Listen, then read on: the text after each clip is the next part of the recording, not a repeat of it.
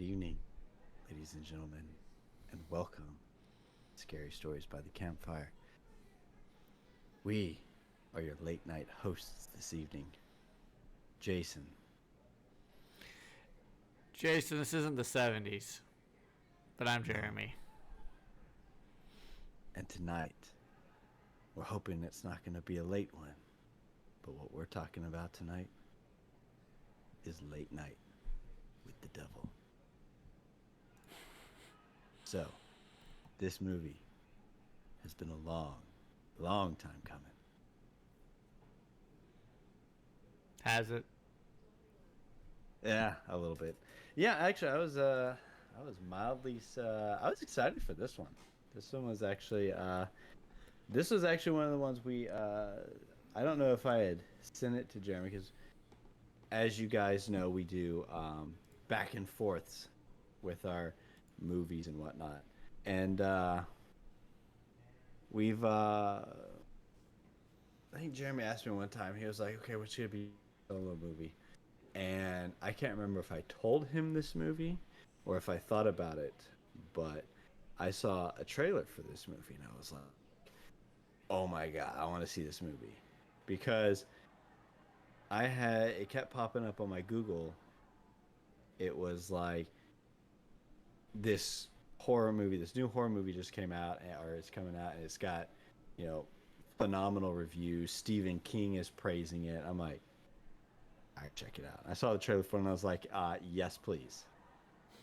The only thing I didn't realize is that when I wanted to watch it, it was actually not out yet. So I had to do a different solo movie. I had to do a different series, and then Jeremy had to do his. And now we're finally to this one. And we were supposed to watch it on Monday, but we didn't watch it on Monday together. And actually,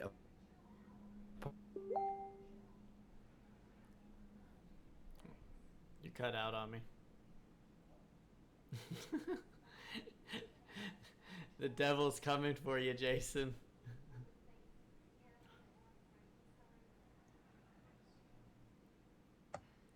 I heard that. Now you're clicking.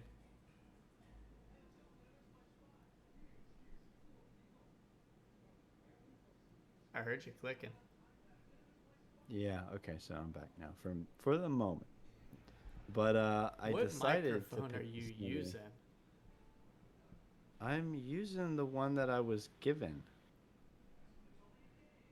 The one that lights up red. Oh, that's why it keeps cutting Ta-da. out. Yeah. So, um, yeah. So we were supposed to watch it on Monday. We didn't get around to watching it together on Monday. Jim was actually in town, but we didn't watch it together. Part of me was like, oh man, I would have really loved to have seen Jeremy's face, his reactions to this movie. But then another part was like, this is actually going to be a more interesting conversation for the podcast because usually when we watch a movie together for Monday movie night, afterwards, Jimmy would be like, oh, that was a pretty good movie. Or, eh, I don't like that movie. That movie was stupid. And then right there, that's When have I ever yes. said, that movie was stupid? Nah, I'm just saying, Jeremy. Usually you give a reaction kind of like right then and there. So this is what's going to make this conversation interesting because I don't know what you thought about the movie, but I know when I watched it, I was like, brain exploded. Yes, we know, PJ, you saw it first. Congratulations. Um, So, what'd you think of the movie, Jeremy? I thought it was good. It's different. You thought it was good. Yeah, I thought it was good. It was definitely different. Um, I can't remember it off the top of my head, but there was a part that I didn't like. I don't remember which part it was though. To be fair, I watched it earlier, like when I got home from work today, and I kind of fell asleep through part of it because I was at work at 4 a.m. Wow. So What? Did you not watch it on Monday? no, we didn't. Uh, we finished Mrs. Brown's Boys instead. Okay, you know what? Never mind. I ended up watching it last night actually because we had some stuff going on over here, so I didn't get it. It got real late before I even got to watch it. So I watched it last night, and yeah, I was. Like I said, from what I watched the entire thing, and then like the part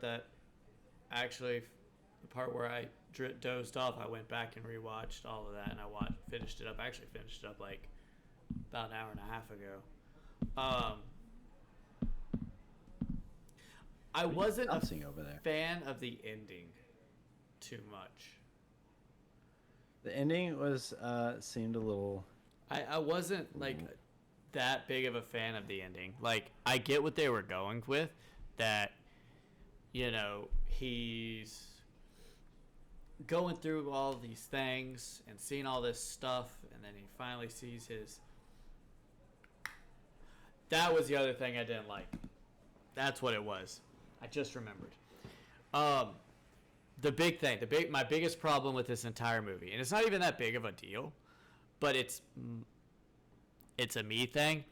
I do not like the story of how she got possessed. I just don't. Oh, you're talking about satanic cult, you know, basically pulling a Charles Manson, like not Charles Manson, but drinking the Kool-Aid. Instead of drinking the Kool-Aid, they lit themselves on fire. Like, and then she's possessed because she lived in that satanic house and blah, blah, blah. That, to me, was a little bit much. She was possessed by Abraxas. Yeah, that, to me, was just a little over the top. But it's a very minor detail to the overall movie.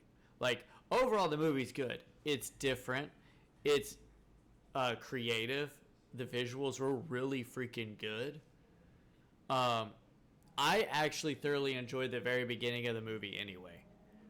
In fact, the beginning was one of my favorite parts of the entire movie.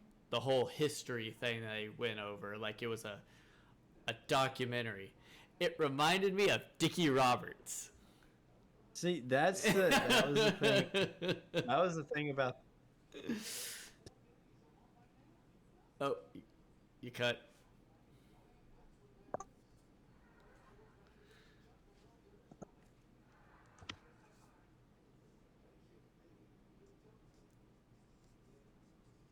By the way, when you do come back, I do like your attire. Yes, I was dressing up for my late night with the devil. But even though even technically this wasn't the devil, it was some sort of other demonic entity. Like I said, I really liked the beginning of it. Yeah, see, that was the thing about this movie, is that when I saw the trailer for it, I knew it was a show about. I knew it was a movie about a talk show host that has a holiday special on his episode, and he brings a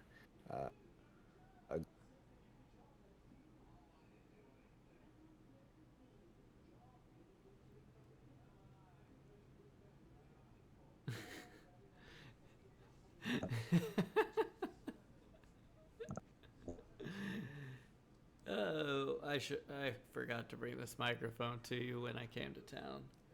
I'll bring it with me next time. Yeah. I actually just remembered that when I was hooking up this set today, I was like, wait a minute, Jim was in town. Did he leave the mic here? But no. No, this is just Abraxas's interference, because he apparently. Look, man, I liked the movie. Okay, I liked the movie. I knew, like I said, I knew it was 70s. I knew it was talk show. I knew that kind of stuff. But I did not realize it was going to be done as a form of found footage. Yeah. And it's not your typical found footage either. It's not your shaky camera found footage where your camera is literally doing this number the entire time.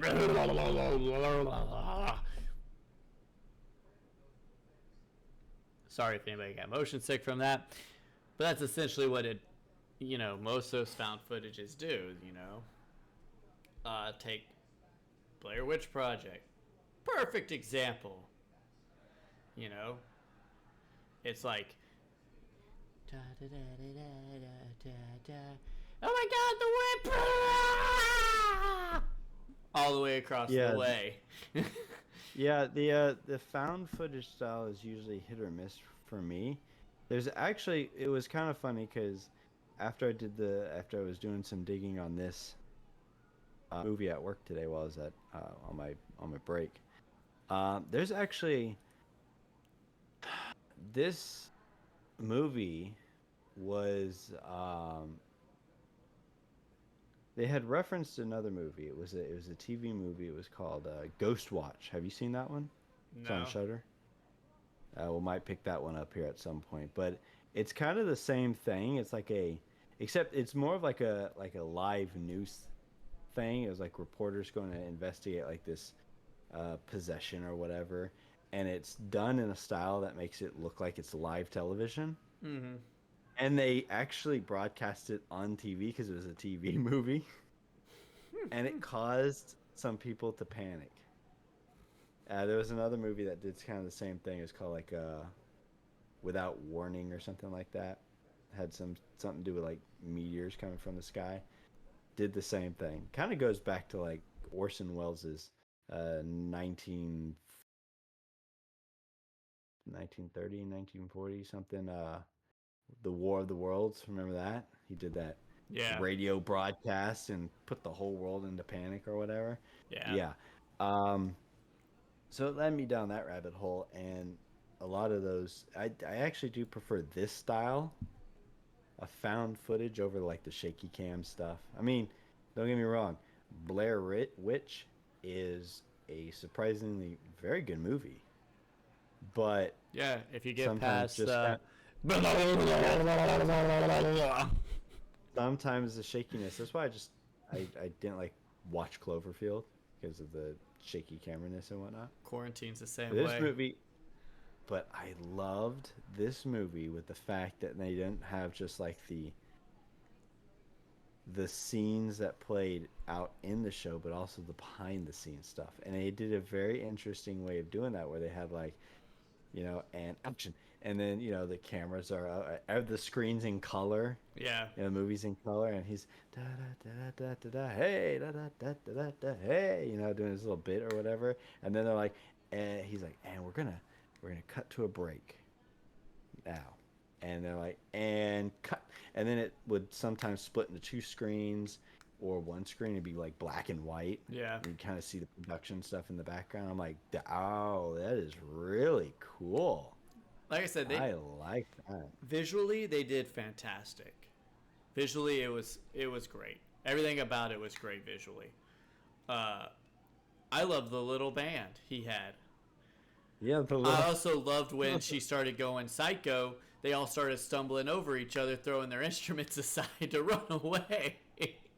Yeah, see, that was the okay. So getting into the meat and potatoes of this movie, it's about a guy named Jack. He runs he's a late night show host. His show is called Nightowls with Jack Delroy, I believe his name was. Come on, you should know it's your And movie. yeah, well, how many movies have we watched? And you're like, that one guy. Let me look up his name real quick. None that I picked. But Jack Delroy, and he was a late night host, and he was wanting to compete. He had this like rivalry with Johnny Carson, right? He wanted to be better than Johnny Carson, um, and he had a wife, Madeline, and she passed away from cancer, and he ended up disappearing for what? I think it was like a month. Yeah. He was off air for a month. Then no one knew where he went. He just disappeared. Um, but there was also talks of him at his high point. He was also with this organization called the Grove, I believe is what they were called. And Yeah, they worshipped a dude with a big owl head. well, yeah, in the quote unquote the tabloids and stuff, everyone looked at them as being some sort of like cult, They were. and yeah, they were. But I mean, like they portrayed themselves. They would be like, "Oh no, no, no, we're not a cult. we're like a, what they say, a summer camp for like rich and powerful men. You Yeah. know, for them to go out and do whatever guys do." And but they were a cult or whatever. And there were speculations that he was involved with it or had friends who were involved with it. But his wife died of cancer and he disappeared for a month. But then he comes back, does a couple episodes, and then he does this Halloween special where he's gonna bring on all these guests. And the first one he brought on was this median, right? I forgot his name because he was only in like, oh yes, the snot from Blair Witch.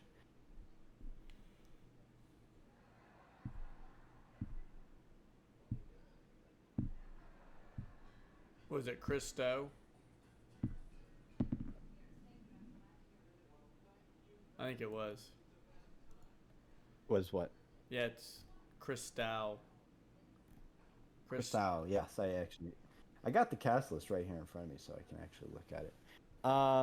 But yeah, and he gets on there and he's like, "Oh, is there someone a Peter?"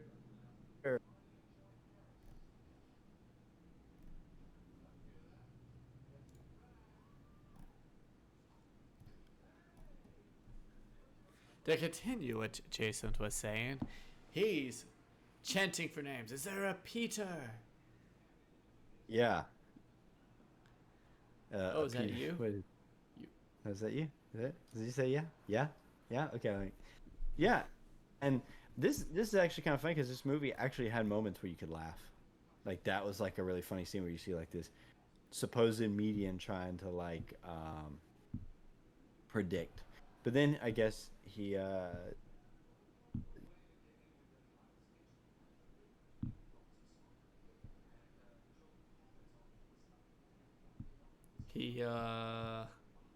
sorry, Abraxas keeps messing with my mic with the power surges. But yeah, so he talks to the lady and her daughter about their son, I guess, or her son who committed suicide, and yeah, you're going. Whoa. Braxo's really taking over now. All I hear is.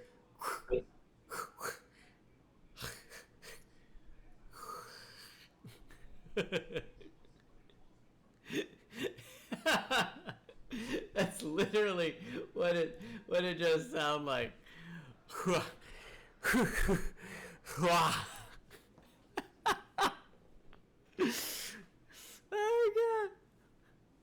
Man, this demon really is coming through Jason's mic now. A new manager, because this is not how a show host should be having to work. And I'm gonna call a commercial break here in a moment. Uh, but yeah, Christo gets he gets like the full on possession feel thing going on, and then they bring out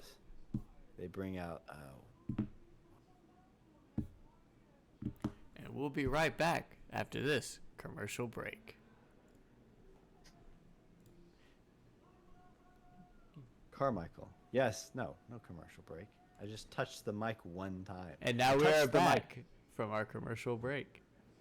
Oh Jesus, there's gonna be a lot of commercials in this if this keeps up. I literally changed the screen Carmichael. and turned it off.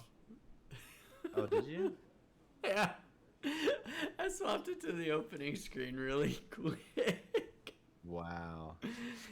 And my picture, I'm looking at the Twitch thing right now. Full. So, Carmichael comes on, who is a practiced magician, conjurer, whatever you want to call him. But now he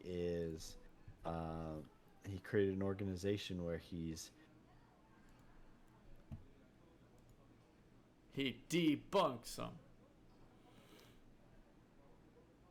he's meant to debunk the world of the paranormal, you know, and he doesn't believe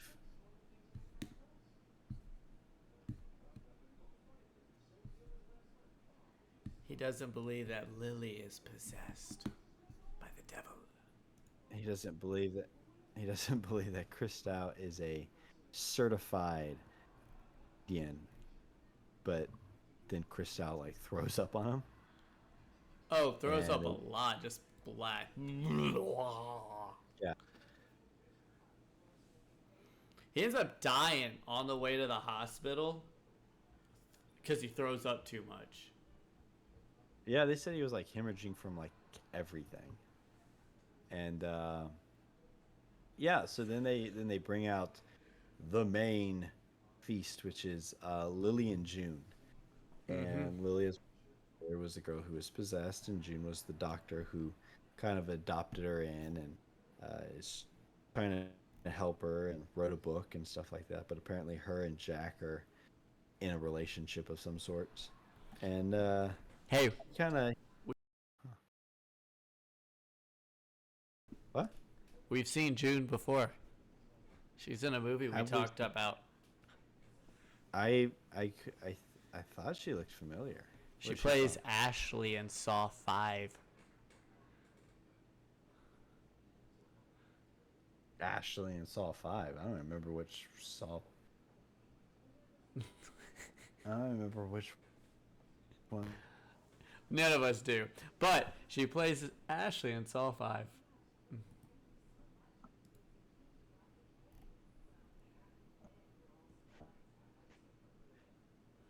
That's the one where the Hoffenator's like condemned a hero,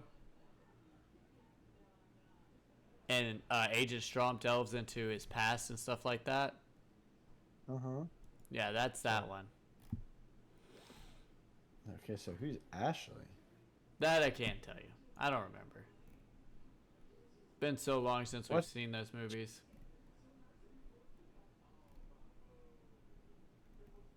But yes, she was in that. Kind of funny, actually. But Jason's favorite scene is this parlor trick that they do. Well, not really a parlor trick, but he believes it's a parlor trick, Mr. What's his name? Carmichael? Yeah, Carmichael Haig, played by Ian Bliss. He's in the Matrix movies. Who is? Carmichael. Oh. Yeah, so he does and then comes up one of the okay, so there's a big scene that I was just kind of mind blown at. Okay. So they do the scene with the possession, right? Uh-huh. You mean this one?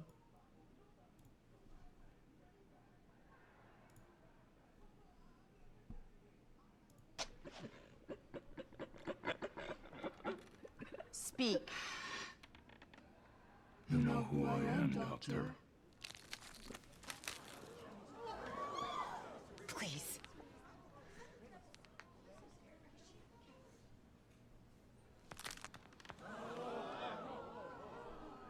Who are these people? Work, it'll go. What is this? Where am I? There is no need to be alarmed. What have you done to me, Doctor? We mean you no harm. We've brought you into this realm to better understand your purpose. My purpose? He's here, isn't he? Because at this point, it's just kind of bringing the show down a little bit. But like I Good to said, see it's you. just weird because it'll sometimes it'll work like the entire episode we work, and then it won't work at all. But they have the possession scene, and this led to an actually pretty crazy scene with mass hypnosis. What did you think of that scene, Jeremy? It was interesting. Dr. Venkman could have, you know, saw through it. Oh, Oh yes, World of the Psychic. Yeah. Actually, I wasn't actually anticipating. I didn't either. I anticipated, like, when he started talking about mass hypnosis, I expected him to do just the dude in front of him. I didn't expect a mass hypnosis to do the entire crowd and, everybody else. So it was interesting to watch that and see and stuff like that. And it adds into the idea that back in then, the 70s were a wild time. Well, If you, that was actually shown in that little montage right at the yeah, beginning of the movie. like, Just like, oh my god, all that happened? a lot of stuff happened in the 70s, and like the cults were a big thing back then, especially because with the birth of metal music and stuff like that. Like, everybody was on edge and afraid that the devil was everywhere. We were coming out of this kind of nuclear Christian families and getting into a more modern family. And so all these new things were coming up that didn't sit well with the Christian nuclear families. And I think that's one of the great things about this movie is it ties all that in really, really well.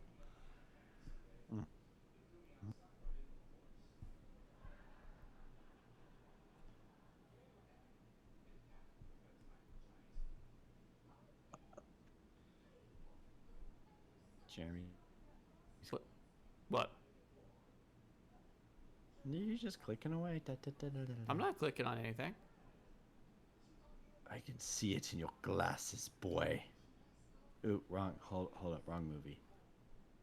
Yeah, you're looking at... That's my computer screen you're seeing in my glasses. Not my phone. So, clicking away could be on a keyboard. Like you're doing now. I'm not clicking on Click, anything. click. You would hear it like this. Actually, I actually can't hear any. Well, you can't speak on anything either, so. Yeah, that was a good one. But again, like I said, overall this movie was great. It's definitely something new that's not been done in a while, and it offered something new to the horror genre that I wasn't expecting. Well, I mean, and the characters in the movie, I actually didn't have a problem with any of the characters. No, they were all likable. To an extent, I know like Carmichael got a bit annoying, but I think that was his gig, which was to like butt into everything and just put his 2 cents. He's that guy that just you want to slap across the face because he doesn't know when to stop talking. This thing. Huh? Yep, that pretty much it. The final scene, it got crazy right there at the ending because you were talking about the mass hypnosis with the assistant and Carmichael because Carmichael was trying to debunk the fact that he had saw Lily possessed, chair levitation, facial disfiguration, stuff like that. And he said, let me show you what she did. And he sat Gus down.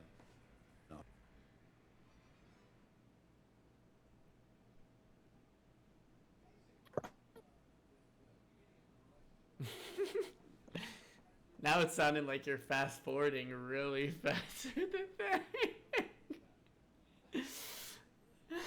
Huh? It's like you lagged really quick and somebody hit fast forward, so it's like.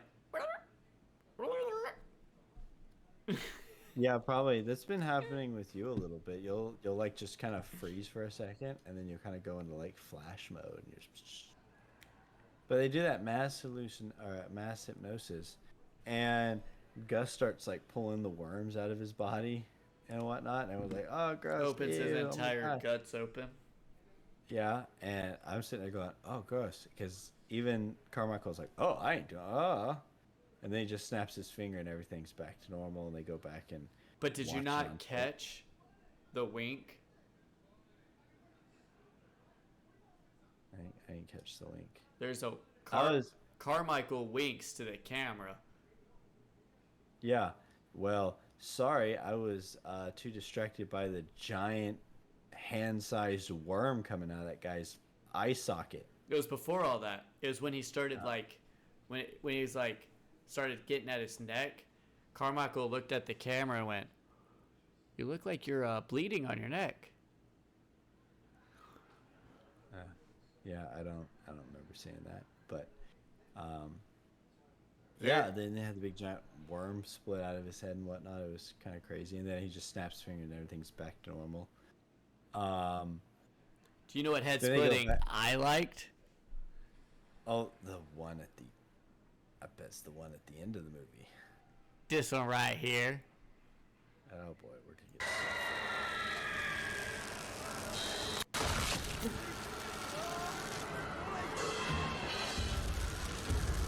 Yeah. The power of Christ compels you. The power of Christ.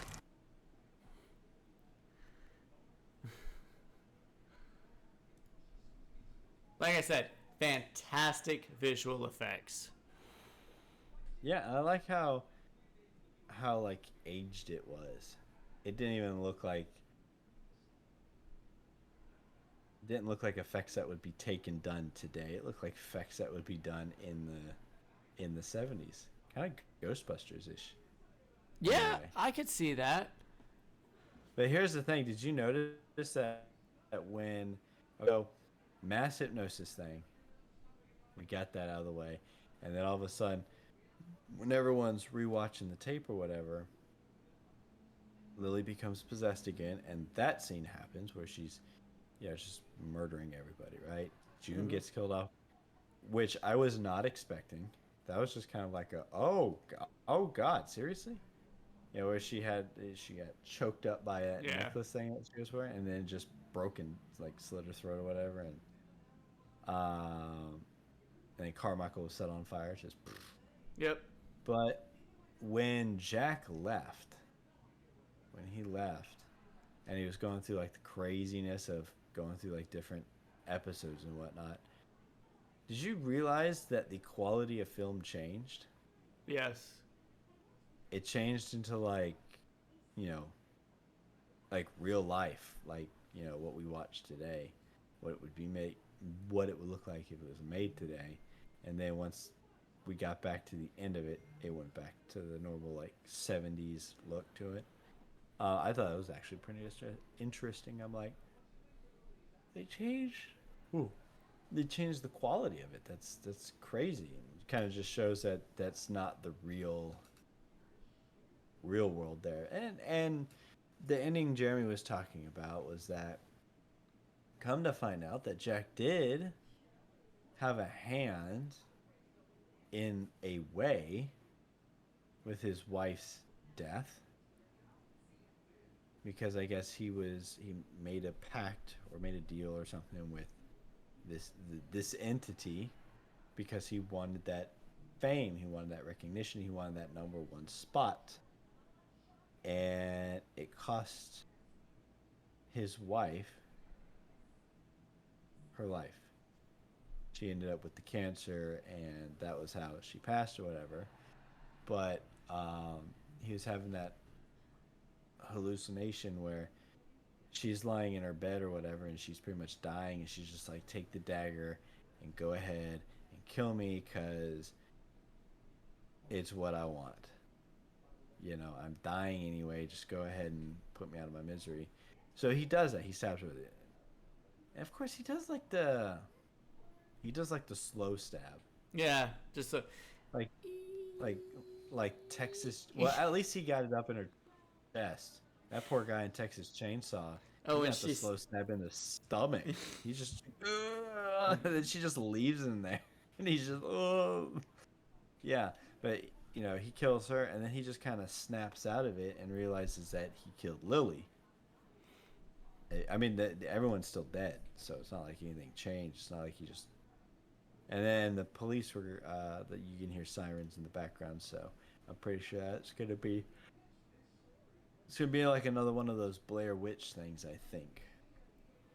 I Or don't know we'll get a what. random sequel that we don't need. Well, no. I don't think this one's gonna get a sequel. I'm talking about like, um, you can go back and watch the footage, and you can see what goes on. But I think it was like Blair Witch 2. Remember that one? Had that guy from Burn Notice in it. Yes. Yeah, there was like they did something on tape. It was like them, you know, killing someone or something. They were being attacked, and they killed the guy or whatever. And when they got arrested for it, they're like, watch the tape, watch the tape. Every time the cops put in one of the tapes, it was different than what was actually portrayed, or so they say, or maybe this was exactly how it was portrayed. And this takes a little bit from that now that I think about it. You could have some sort of hallucination or something, and you perceive the world in one way, but the videotape shows it in an entirely different light. Yeah. And I thought that was Interesting concept. a different way to look at it. But it is time to see how our ratings have fared for tonight's show. Night show. Late night show with the Dawes. On IMDb with 79,000 votes. On a scale of 1 to 10, Oh boy. how do we think people thought of the late night show?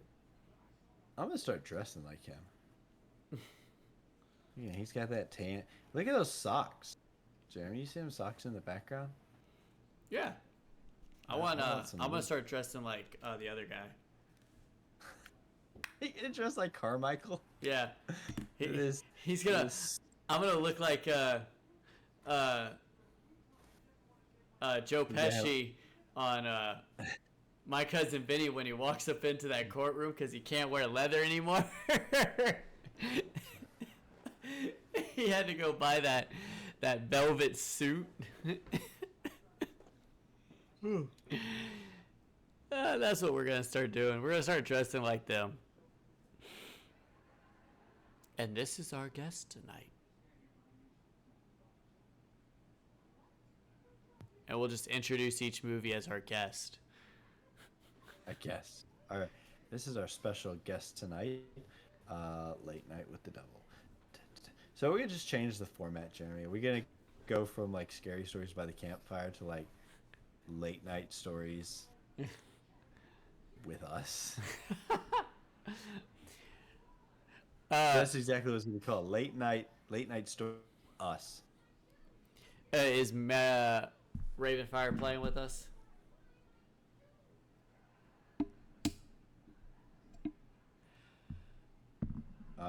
She made me phone in. Huh?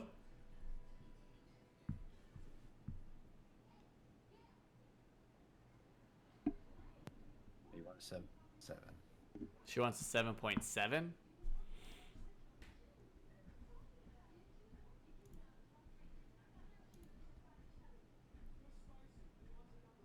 All right. You said a 7.7, right, Jason? No, she's going with the 6. Got it. All right.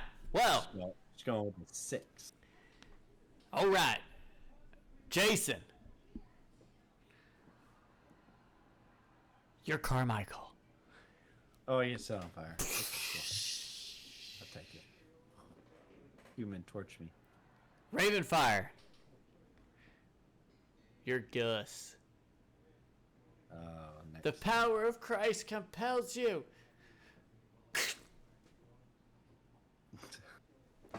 Yeah. Oh, he was like the paranoid one, but which is a bit ironic because he actually dressed as the devil. I know, right? Like with a little skit thing or whatever, and he's afraid of it, but he was dressed as the devil. So there's that. PJ. You nailed it right on the money. It was a 7.0 out of 10. like smack dab on it. No ands, if, ors, or buts. And this was IMDb. Yes. So. Yes, PJ, finally. I just think that's just because she's in league with Abraxas. Which ironically, funny, one of the two demon possession movies or 2 demon possession series on here. First one being The Exorcist, which I picked. So we had Pazuzu in that one. Now we got Abraxas in this one. They sound like cleaning supplies. Yeah, can I get some of that Pazuzu for my toilet? But I need to get some Braxa for my sink. Yeah, I gotta clean the sink. Yeah, Abraxas over there. No, just I guess I'll use the Abraxas pad. I think I think my next solo movie might actually be an Exorcist movie. I have one that I really thoroughly enjoy. So we'll probably get another demon. Does it have a silly demon name though? I don't remember. It's been so long since I've seen it. I know. I think the one in Hereditary is called Pyman. The Exorcism of Emily Rose. Yeah, I don't know that one. I mean, I've heard of it, but I don't know. It's a good movie. Right. So, with the critic meter. Wait, I thought, did they just have the one on IMDb? They always have just the one. What do you think I'm doing, PJ? What do you think I'm doing? I'm dressing the part. Look, okay, if we dress the parts for every single movie that we did, like, I'm even trying to sit like that guy. The Exorcist, like that. What would I have done during The Exorcist 2? Like, dressed up like a tribal person from Africa? No, you dress as the priest. In the second one? Yes. No, I'd be James Earl Jones. I'd be the only good thing in that movie. It wasn't that good. He was. He's the only good thing. And then, like in Exorcist 3, I could wear my trench coat and I could be like that detective. Remember how? Okay, so that means, Jason, when it comes time for the Alien movies, I'm going to dress as a xenomorph. I'm going to dress as Ripley. How about that, huh? Green mechanic jumpsuit. Maybe get me a perm-like wig. Yeah, that's what I'm talking about right there. Or I could dress up as, what's his name? Brett, the guy who got killed early night. Like, yep. Guys gonna go fix that? Yep. Right? Right. Okay, well, so we did the critics on wait, is IMDb just one? It's always just one. I don't remember anymore. Oh. Why was I thinking there was a second one, like there was a fan one on there too? Okay, so the critic-o-meter. The critic meter? How about the late night meter, huh? Nah, because we got to beat the Carsons or whatever. The dimimeter. On a scale of 0 to 100, what did the critics give Late Night with the Devil? I only got 86. Because these things better not have lied to me. Because Johnny Carson needs to chill. Johnny Carson needs to chill. PJ, you're Lily. Stab technically off screen, and giving those creepy eyes at the camera. See, at first I thought that was like I kept thinking that was like the demon. You know, like maybe she was already possessed per se when she was already on set, which could have been a possibility, but I really do think that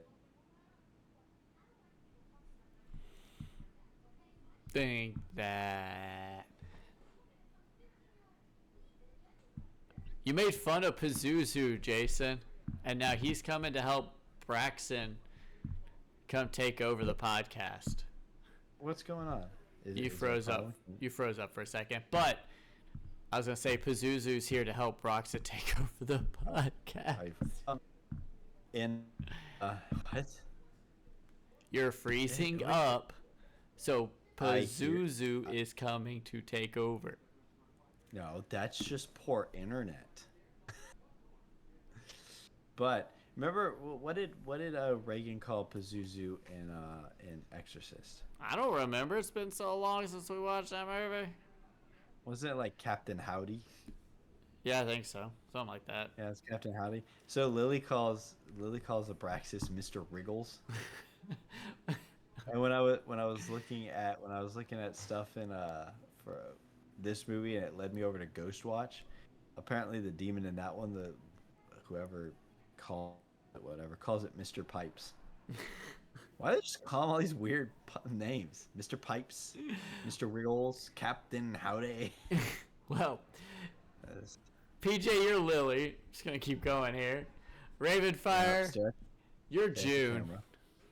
Just neck slit with the whatever that thing was that she was wearing, necklace. Which means Jason, you survive. It was a 97%. 97. Look, that is the reason I was so adamant on watching this movie, because we've talked about this before, and we've seen it a lot. When a movie, especially a horror movies are so hard to rate real high. Yep. Apparently critics just hate slashers for some reason. There's very formulaic and stuff like that, so they don't they don't tend to score very high. Even if it is a good movie, it's got a good story and whatnot, it still tends to score very, very low. So when this thing just randomly popped up on my Google and was like, this horror movie is got some of the highest ratings, and like I said, Stephen King praised it, I'm going, I gotta see that movie. Like I said, it didn't scare me, but I know I'm still on the hunt for that scary movie. I'm still waiting for that movie that's gonna just leave me completely just like, I can't sleep tonight. Well, let's see what the fans thought of Late Night with the Devil. On a scale of 0 to 100. But yeah, that just... Jason says 86. Again. Doing it again. All day, son. Raven said a 45.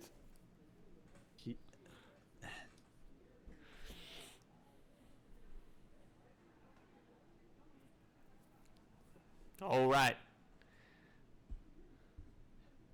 Jason. Yeah. You're his wife. You died of lung cancer. Or being stabbed by the end of the movie, so. Yes. Ravenfire. You're that satanic cult leader that got him and his followers to set themselves on fire. PJ. You're taking the second win for tonight, winning it overall. It was an 81. 81. See, we're seeing that little switch up again. See, a lot of times, there's sometimes where the critics are like, this movie's garbage, and fans are like, no, this movie's awesome. We don't know what you're talking about. And that's almost kind of a reverse. The critics are like, this movie's amazing, and fans are like, it's not as good as you think. Yes, PJ, you did get 2, and you took the trophy home for tonight. Bump. Bump, bump, bump. But So there you go. You got yourself a trophy that you could take home with you. It Tell does. her, Jeremy, what else did she win? this brand new car.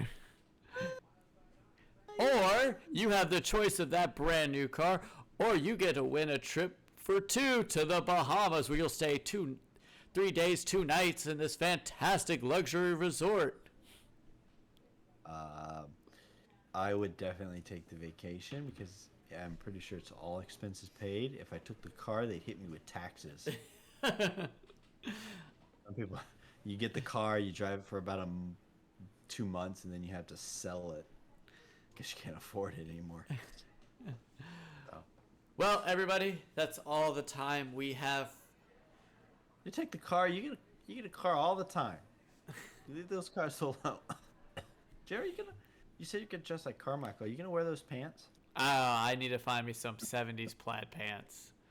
You sure you can find them at like a thrift store? Or I something? am actually going to go shopping at a thrift store probably this weekend now. What? So you can find plaid pants. I'm going to see if I can find like a whole set. Oh, the actors in this movie were so good. So, but we will see y'all next week. Same time. Same TV show. See what I did there, Jason?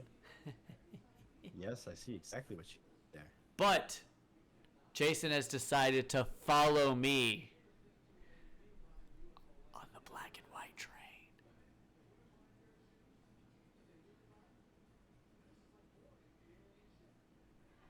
For next week,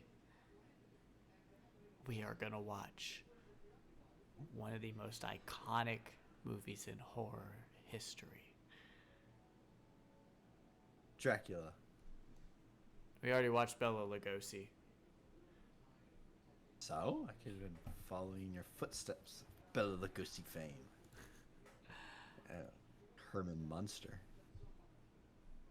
Nope. But we will see y'all next week.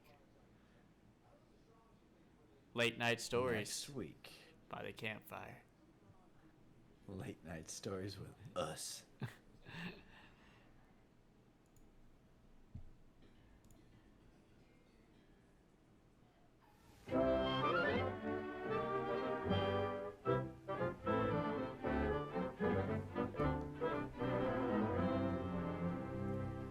Good afternoon.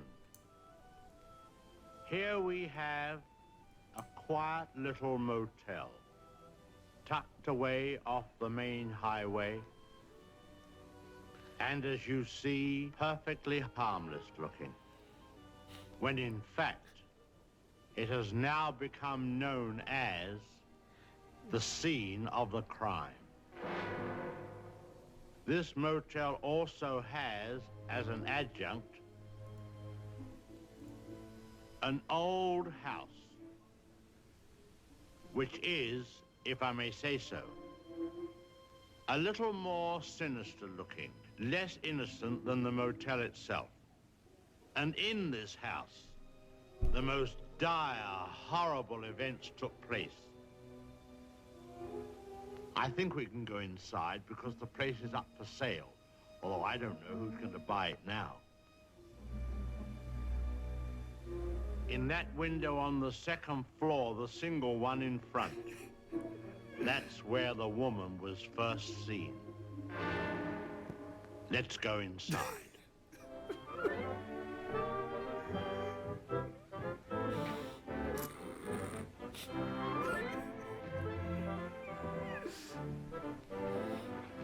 You see, even in daylight, this place still looks a bit sinister.